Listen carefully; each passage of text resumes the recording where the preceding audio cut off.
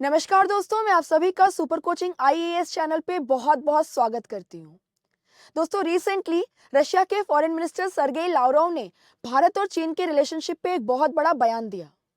उन्होंने कहा कि भारत और चीन के बीच में जो तनाव है वो बॉर्डर डिस्प्यूट्स के वजह से नहीं, बल्कि वो क्रिएट किया जा रहा है यूएस और उसके नाटो एलाइज के द्वारा। उन्होंने कहा कि नाटो की जो एक्टिविटीज हैं वो यूरोप तक ही सीमित नहीं है, बल्कि अब वो इंडो पैसिफिक रीजन तक पहुंच गई है और इस एरिया के अंदर वो पीस और स्टेबिलिटी को डिस्टर्ब कर रहे हैं, रशिया और चाइना को टारगेट कर रहे हैं ऑकस जैसे ग्रुप्स के माध्यम से। आप देख सकते हैं, ये बहुत ही मेजर हेडलाइन है, इसको द प्रिंट के द्वारा कवर किया गया। नवभारत टाइम्स ने भी इसको कवर किया है। 19 जनवरी 2023 की न्यूज है। आज के इस वीडियो में हम देखेंगे कि आखिर ये जो रशियन फॉरेन मिनिस्टर का स्टेटमेंट आया है ये किस कॉन्टेक्स्ट में आया है, इससे हम क्या इंटरप्रेट कर सकते हैं। आप जानते हैं रशिया और चाइना काफी करीब है आजकल, और वहीं पे ये जो स्टांस है जहाँ पे रशियन फॉरेन मिनिस्टर चाह रहे इंडिया और चाइना भी करीब आ जाएं। क्या रशिया इंडिया चाइना का ये ग्रुप जो है ये यूएस की हेजेमनी, जो सुपर पावर की इमेजेस को चैलेंज करके हमें यूनिपोलर वर्ल्ड से मल्टीपोलर वर्ल्ड एंड मल्टीलैटरलिज्म की तरफ ले जा सकता है? चलिए, आगे बढ़ने से पहले मैं आपको अपने बारे में बता देती हूँ। I am Sonpriya. मैं आपकी हिस्ट्री, आर्ट एंड कल्चर की क्लासेस लेती हूँ टेक्स्ट बुक के प्लेटफॉर्म पे। आप मेरे साथ रोज जुड़ सकते हैं इसी चैनल पे 11:45 AM। एंड साथ ही साथ में टेक्स्ट बुक की ऐप पे मेरी मास्टर क्लास होती है 1:30 PM, तो आप वहाँ पे भी मेरे साथ में जुड़ सकते हैं। आप मेरे साथ में टेलीग्राम पे कनेक्ट कर सकते हैं, सोनप्रिया मैम टेक्स्ट बुक जो है इसको सर्च करके या स्कैन कोड को स्कैन करके। आगे बढ़ते हैं। दोस्तों, सबसे पहले फर्स्ट क्वेश्चन कि ये स्टेटमेंट आया किस कॉन्टेक्स्ट में है। तो ये जो स्टेटमेंट दिया गया है ये ग्लोबल स्टेज पे सुपर पावर बनने की जो रेस है, जो होड़ है, उसके संदर्भ में आपको देखना होगा। मैं आपको थोड़ा सा बैकग्राउंड देना चाहूंगी। आप जानते हैं आज अमेरिका जो है वो दुनिया के अंदर सुपर पावर है, उसकी हेजेमनी है, हर जगह पे इसका डोमिनेशन है। अब अगर मैं यहाँ पे थोड़ा सा आपको पीछे ले जाऊं, तो जब सेकेंड वर्ल्ड वॉर खत्म हुआ 1945 के अंदर, तो दो सुपर पावर एमर्ज हुए। एक आपका यूनाइटेड स्टेट्स ऑफ अमेरिका जो कैपिटलिस्ट आइडियोलॉजी को फॉलो करता था, और दूसरा सोवियत रशिया जो कि कम्युनिस्ट आइडियोलॉजी को फॉलो करता था। दोनों के बीच में एक आइडियोलॉजिकल वॉरफेयर चल रहा था और इसी के चलते कोल्ड वॉर जो है वो शुरू हुआ। कोल्ड वॉर जो है इसके अंदर बहुत सारे मिलिट्री ग्रुप्स बनाए गए, जहां पे America led NATO, North Atlantic Treaty Organization 1949 में बनाया गया, और इसके जवाब में सोवियत रशिया ने वॉरशो पैक्ट किया। अब ये जो मिलिट्री ग्रुप्स हैं इन्होंने माहौल के अंदर काफी डिस्ट्रस्ट पैदा कर दिया था। लगता था कि हर पल तीसरा विश्व युद्ध छिड़ जाएगा। आज के कॉन्टेक्स्ट में अगर हम देखें तो रशिया और यूएस के बीच में जो राइवलरी है वो कहीं ना कहीं कोल्ड वॉर की लेगेसी है। इनफैक्ट मैं आपको बता दूं कि इस कोल्ड वॉर की लेगेसी और मिसट्रस्ट के चलते ही रशिया ने पहले क्रीमिया को एनेक्स किया और अब यूक्रेन के साथ युद्ध में उलझा है, जहां पे यूएस और वेस्टर्न कंट्रीज यूक्रेन को सपोर्ट कर रही हैं रशिया के अगेंस्ट। ऐसा क्यों हुआ? क्योंकि ये नाटो लेड ग्रुप जो 1949 में 12 कंट्रीज से बना हुआ था, आज इसके अंदर 30 कंट्रीज है और ये बहुत तेजी से ईस्टर्न यूरोप में बढ़ रहा है, जो कभी ट्रेडिशनली सोवियत रशिया का इन्फ्लुएंस वाला एरिया माना जाता था। वहीं पे मिस्टर व्लादिमीर पुतिन जो कि रशियन प्रेसिडेंट हैं, वो खुद को एक सोवियत एरा की ग्लोरी जो है उसको वापस से रीइंस्टेट करना चाहते हैं, और इसीलिए वो इसे एक थ्रेट मानते हैं और उन्होंने क्रीमिया को हड़पा, और उसके बाद में अब यूक्रेन के अंदर भी स्पेशल ऑपरेशंस चालू हैं। आप यहाँ पे एक और स्टेटमेंट देख सकते हैं। मैड्रिड में नाटो की जो समिट हुई थी पिछले साल जून 2022 में, उसके अंदर NATO hold summit with gauge on Russia and China. ये लोग अभी भी रशिया और चाइना को टारगेट करते रहते हैं। तो एक ग्लोबल रेस चल रही है जहाँ पे अभी भी व्लादिमीर पुतिन रशिया को सेकेंड रैंक पे लाने के लिए काफी उतारू हैं।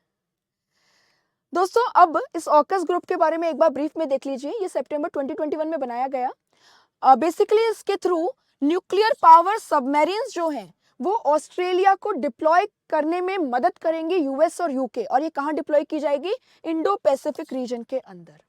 इसी की बात कर रहे थे सरगी लावरोव, और उनका कहना है कि ये एंटी चाइना, एंटी रशिया के रूप में बनाया गया है। अब बात करते हैं कि ये जो रशिया इंडिया चाइना ग्रुप है ये कितना वायबल है। तो यहाँ पे मैं आपको बता दूं कि आजकल मिस्टर पुतिन और शी जिनपिंग की दोस्ती काफी अच्छी है। And the reason is US और जो वेस्टर्न कंट्रीज ने रशिया के ऊपर सैंक्शंस लगाए हैं यूक्रेन वॉर के चलते। इन सैंक्शंस के वजह से रशिया कंप्लीटली चाइना पे डिपेंडेंट हो गया है। बट दोनों के बीच में अभी भी हम नेचुरल पार्टनरशिप है ये नहीं कह सकते। इनफैक्ट मैं आपको बता दूं, भले ही रशिया की इकोनॉमी जो है वो चाइना की 1/10 भी नहीं है, लेकिन फिर भी रशिया खुद को जूनियर पार्टनर के रूप में नहीं देख सकता चाइना के। दोनों की अगर हम पास्ट रिलेशनशिप को देखें तो काफी टेंशन भरी है। दोनों के बीच में बॉर्डर को लेकर के डिस्प्यूट है, जहां पे आपके सेंट्रल एशिया के अंदर एंड आर्कटिक रीजन के अंदर ट्रेडिशनली रशिया का डोमिनेंस हुआ करता था। आज वहां पे चाइना अपने इन्फ्लुएंस को बहुत तेजी से बढ़ा रहे हैं और यहाँ पे दोनों के जो होड़ है इन्फ्लुएंस को बढ़ाने की, ये कहीं ना कहीं कॉन्फ्लिक्ट की तरफ लेके जाएगी and there is a possibility there may be a war between this two countries. वहीं पे अगर मैं इंडिया चाइना की बात करूं तो आप वाकिफ है दोनों के बीच में जो रिलेशनशिप है काफी मिसट्रस्ट है, रिलेशनशिप के अंदर काफी टेंशन है, स्पेशली आपकी गलवान वैली इंसिडेंट 2020 में जो हुआ उसके बाद से। अगर मैं ब्रीफली आपको बताऊं तो टेरिटोरियल डिस्प्यूट है, सॉवरेंटी, आप सीपैक के बारे में सुने होंगे, चाइना पाकिस्तान इकोनॉमिक कॉरिडोर को लेकर के दोनों के बीच में डिस्प्यूट है। रिवर वाटर को लेकर डिस्प्यूट है, पाकिस्तान एक सबसे बड़ा अड़ंगा है इंडिया और चाइना के रिलेशनशिप में, क्योंकि चाइना पाकिस्तान और पाकिस्तान स्पॉन्सर टेररिज्म को सपोर्ट करता है और इंडिया को टू फ्रंट वॉर फाइट करना पड़ रहा है। वहीं पे चाइना ग्लोबल प्लेटफॉर्म जैसे कि यूनाइटेड नेशन सिक्योरिटी काउंसिल है, आपका एनएसजी है, न्यूक्लियर सप्लाई ग्रुप, इन पे एंटी इंडिया स्टांस रखता है। हमारे बॉर्डर एरियाज में एक्सट्रीमिज्म या उग्रवाद को बढ़ावा देता है नॉर्थ ईस्ट एरियाज के अंदर, एंड हमारे नेबरहुड के अंदर भी स्पेशली हमारे मैरीटाइम जोन में इनकी काफी एक्सपेंशनिस्ट एंड एग्रेसिव पॉलिसी है। आपने स्ट्रिंग ऑफ पर्ल्स के बारे में सुना होगा। इनफैक्ट ब्लूमबर्ग की जो एक रिसेंट रिपोर्ट है 2-3 दिन पहले की है, इसने भी कहा था कि इंडियंस चाइना को अपनी सबसे बड़ी थ्रेट मानते हैं और फिर यूएस को, न कि पाकिस्तान को। आज का ही न्यूज़पेपर देख लीजिए, वाटर वॉर जो है वो चाइना इंडिया के साथ में डिक्लेयर करना चाहता है। Fearing water war by China, government puts Arunachal dams on fast track. सैन्य और कूटनीति में मिला करारा जवाब, तो जल युद्ध की तैयारी कर रहा है चीन, भारत ने भी कसी कमर। काफी टेंशन भरे रिलेशनशिप्स हैं और ऐसे में रशिया इंडिया चाइना जो ग्रुप है वो एक वायबल ग्रुप तो हमारे सामने नहीं है। दोस्तों वहीं पे अगर मैं आपसे बात करूं तो आप देख सकते हैं कि द प्रिंट ने इंडिया और रशिया के रिलेशनशिप के बारे में कुछ बात की है। डेफिनेटली इंडिया और रशिया की जो रिलेशनशिप है वो सब्सटेंशियल है, टाइम टेस्टेड है, जैसे कि हमारे फॉरेन मिनिस्टर एस जयशंकर जी ने भी कहा है।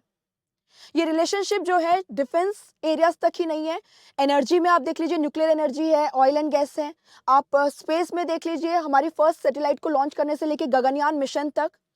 आप यहाँ पे इकोनॉमिक रिलेशनशिप को देखो जिसमें काफी तेजी से बढ़ोतरी हो रही है और रशिया 20th रैंक से 4th रैंक पे आ गया है, हमारा 4th लार्जेस्ट ट्रेडिंग पार्टनर बन गया है। आपके जनवरी 17 की बिजनेस स्टैंडर्ड की न्यूज है। और दोनों जो है यूएस की हेजीमनी को चैलेंज करने के लिए डॉलर को छोड़ करके, यूरो को छोड़ करके रूपी के अंदर ट्रेड करने की भी बातचीत जो है वो कर रहे हैं। अगर यहीं पे मैं आपसे बात करूं इंडिया और यूएस के रिलेशनशिप को, तो यस, यूएस हमारा लार्जेस्ट ट्रेडिंग पार्टनर है।